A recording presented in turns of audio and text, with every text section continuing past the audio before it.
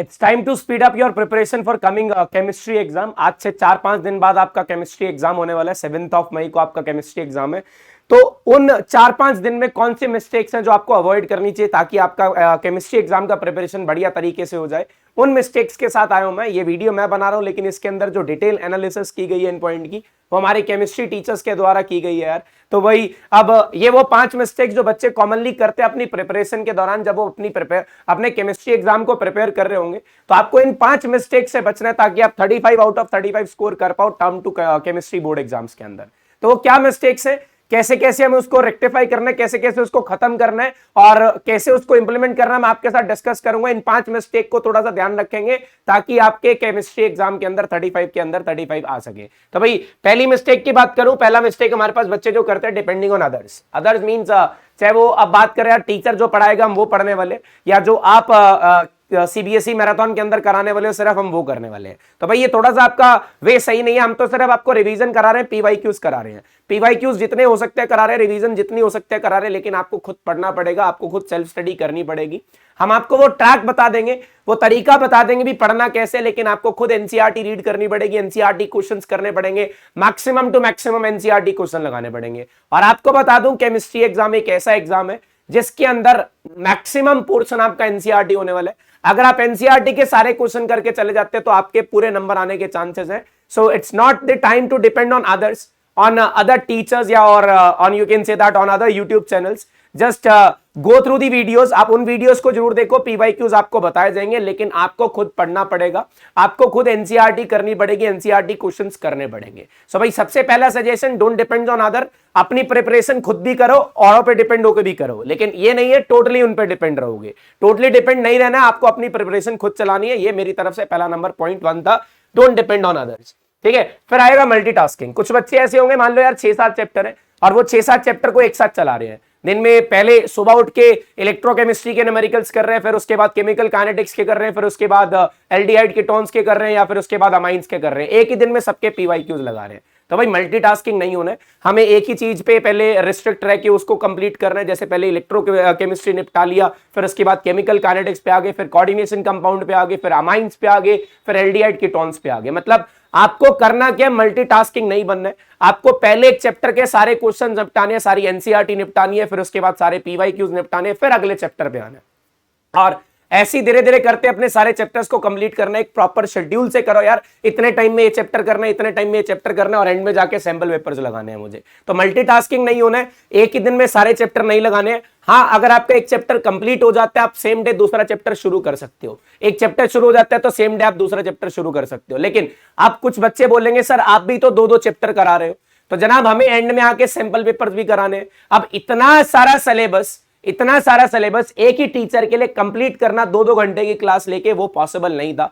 इसलिए 2 टीचर्स आपको पढ़ा रहे हैं, डिफरेंट लेक्चर ले रहे हैं, लेकिन वो लेक्चर आप अपने शेड्यूल के हिसाब से देखो। जब आप इलेक्ट्रोकेमिस्ट्री कर रहे हो तो इलेक्ट्रोकेमिस्ट्री का लेक्चर देख लो, जब आप केमिकल काइनेटिक्स कर रहे हो तो केमिकल काइनेटिक्स का देख लो, जब आप अमाइंस कर रहे हो तो अमाइंस का देख लो। तो लेक्चर अपलोड हो रहे हैं, आप धीरे धीरे अपने शेड्यूल के हिसाब से उसको देखते रहो, लेकिन मल्टीटास्किंग नहीं बनना है। अगर आप मल्टीटास्किंग बनोगे तो आप अपने प्रिपरेशन को थोड़ा सा लैग कर जाओगे, क्योंकि चीजें मिक्सअप हो जाएंगी, और जहां चीजें मिक्सअप हो जाएंगी वहां पे 35 स्कोर करना बहुत डिफिकल्ट हो जाएगा। तो हमने चीजों को मिक्स नहीं करना है, मल्टीटास्किंग नहीं बनना है, बढ़िया तरीके से अपनी प्रिपरेशन करनी है। फिर आता है स्टिकिंग ऑन सेम टॉपिक्स। यार सम टॉपिक्स पे आप जाके ना स्टिक हो जाते हो। मान लो मेरा वीक पोर्शन था ऑर्गेनिक, अमाइंस में जाके मैं स्टिक हो गया। भाई 2 दिन तो मैंने अमाइंस पे खराब कर दिए, फिर अगले 2 दिन एल्डिहाइड कीटोन और कार्बोक्सिलिक एसिड पे खराब कर दिए। तो जनाब ऐसे काम नहीं चलने वाले।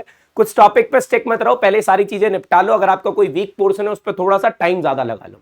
देखो वीक पोर्शन पे काम करना होगा, लेकिन इतना काम भी नहीं करना होगा कि अभी अपने 4-5 दिन आप उसी के ऊपर बर्बाद कर दो। तो आपको सम टॉपिक्स, कुछ ऐसे टॉपिक्स जो आपके वीक है उस पर थोड़ा सा ज्यादा टाइम स्पेंड करो, लेकिन बाकी टॉपिक्स को भी आपने इक्वली टाइम देना है, ताकि बाकी चैप्टर्स को टाइम देके आप सारा चैप्टर्स, मतलब जो भी अपनी रिवीजन है उसको बढ़िया तरीके से कर पाओ। देखो इम्प्रॉपर रिवीजन की वजह से जो आपकी 6-7 महीने की मेहनत है वो खराब हो सकती है। इसलिए प्रॉपरली रिवाइज करना बहुत इंपॉर्टेंट होता है। आपको रिवीजन बहुत बढ़िया तरीके से करनी है। किसी भी टॉपिक पे स्टिक नहीं हो रहे हैं। अगर किसी टॉपिक पे आप स्टिक हो रहे हो तो पहले पिछला चैप्टर निपटा के अपने शेड्यूल के हिसाब से फिर उस टॉपिक को कवर कर लो। लेकिन अपने वीक एरिया पे आपको काम करना पड़ेगा।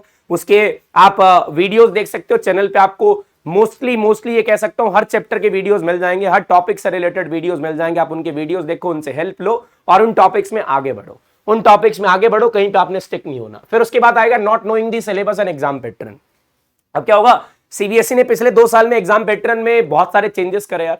अब एग्जाम पैटर्न में चेंजेस करे, किस टाइप का एग्जाम आने वाला है, अब केस स्टडी क्वेश्चंस आने वाले हैं, किस चैप्टर में से 1 नंबर का क्वेश्चन आना है, किस चैप्टर में से 2 नंबर का क्वेश्चन आना है, किस में से 3 नंबर का क्वेश्चन आना है, या किस चैप्टर की कितनी वेटेज है। हम चैप्टर तो पढ़ रहे थे उस वेटेज वाला, जैसे हमारी एल्डिहाइड्स वाले चैप्टर की सबसे ज्यादा वेटेज है, उसको तो हमने कम टाइम दिया, और जिसकी वेटेज कम है उसको ज्यादा टाइम दे दिया। तो इस प्रॉपर तरीके से मतलब इम्प्रॉपर तरीके से मत पढ़ना।